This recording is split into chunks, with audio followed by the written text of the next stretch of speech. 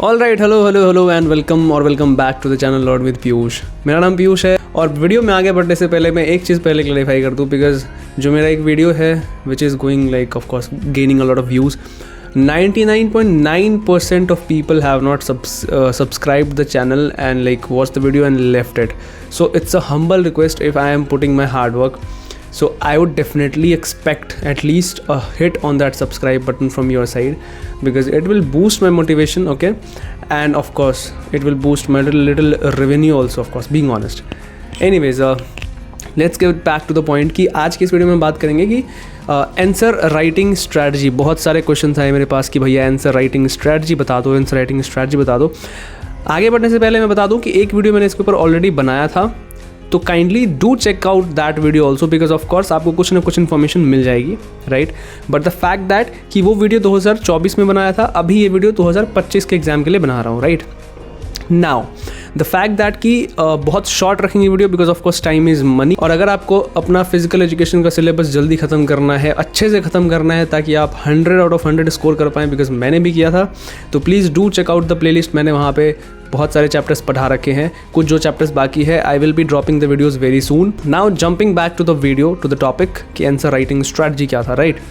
Okay, so first thing first, 2-3 type के questions आते हैं एग्जाम में। जैसे पहला आता है MCQ बेस्ड क्वेश्चन, राइट। दूसरा आता होगा 2 मार्कर क्वेश्चन एंड तीसरा लाइक 4 और 5 marker question, like majorly 5 marker question होते हैं, राइट। सबके लिए अलग अलग स्ट्रैटेजी। MCQ में तो कोई स्ट्रैटेजी है नहीं, because okay of course like you have to write the answer, like option then answer, like whichever you find is correct, okay. So MCQ के लिए तो all sorted, right.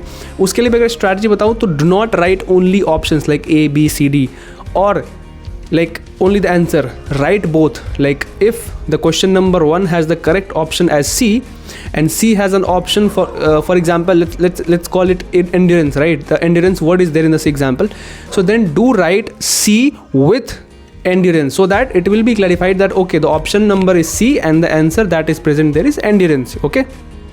So this was the strategy for MCQ based. Now coming to the 2 marker और 3 marker question.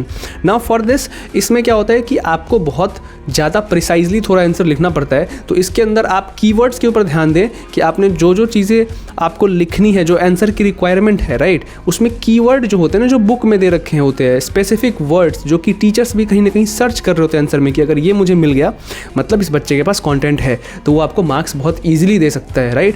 Do not write unnecessary stuff और repeated stuff, okay, in your answers, because वो कहीं ना कहीं आपका एक इमेज ख़राब करेगा और आपको अच्छे मार्क्स मिलने में परेशानी हो सकती है।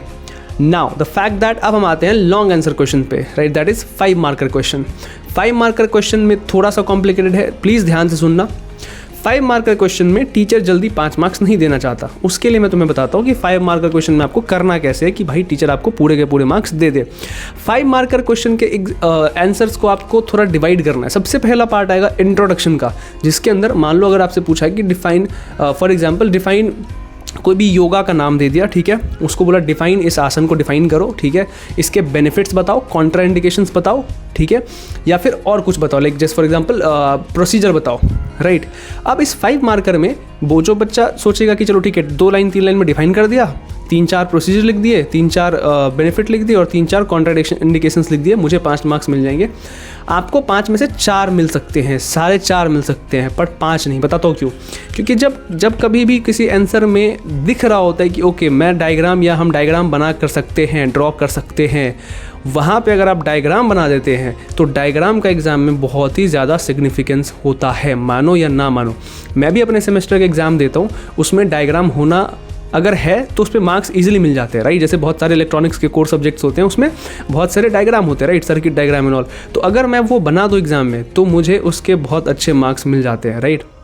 उसी तरीके से बोर्ड एग्जाम में भी कहीं ना कहीं होता है कि अगर 5 मार्कर क्वेश्चन है और आपको लग रहा है किसी तरीके से आप ड्रॉ करके या फिर कुछ बना के आप उसको दिखा सकते हैं, उससे एक अलग इमेज जाती है, तो प्लीज़ 5 मार्कर क्वेश्चन में डायग्राम, मतलब आप रियल लाइफ एग्जांपल्स दीजिए ही उसके साथ। अपना इंट्रोडक्शन हो गया, मेन बॉडी हो गया, राइट, उसके बाद रियल लाइफ एग्जांपल्स, और अगर एडिशनली आपने डायग्राम बना दिया, टीचर आपका 1 मार्क्स या आधा मार्क्स भी नहीं काट पाएगा। You get that? तो इस तरीके से हम 100 on 100 को अचीव कर सकते हैं। Exactly this is how I achieved my 100 on 100 in the subject.